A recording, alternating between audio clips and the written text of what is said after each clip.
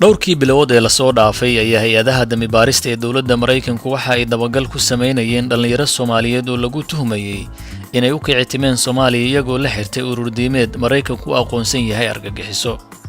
Hay'adda dabagalka FBI ayaa ku qiyaastay dhalinyarada u sodcaashay Soomaaliya ilaa iyo 20. qaar ka mid ah dhalinyarada la tuhmayo ayaa iminka ku xiran xabsiyada Mareykanka kadib markay ku soo guriya noqdeen wadankan Mareykanka. ragga iminka xiran ayaa waxaa ka mid ah Saalax Cusmaan Axmed, Kamaal Xasan iyo Cabdifitaax Ciise.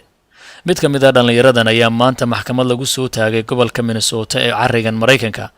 haddaba warbixin umurta ku saabsan waxa inoo haya wariyahayaga Cabdilaahi Xuseen Cabdi Macruuf. Saalax Axmed ayaa ka hor qirtay galabta maxkamad la soo taagay in uu tagay sanadkii 2007 Soomaaliya isagoo kaalmeeyay urur diimeedka Al-Shabaab oo uu Mareykanka u aqoonsan yahay in uu yahay urur argagixiso ah. Saalax waxa uu maxkamadda u sheegay inay shirar qarsoodi ah ku qabsan jireen magaalada Minneapolis isaga iyo dhalinyaro kale oo fara badan. Saalax waxa kale oo intaasi ku daray in ay jiraan dadyow ku qalqaalin jiray in ay aadaan Soomaaliya si ay ugala dhinac dagaalamaan ururka Al-Shabaab.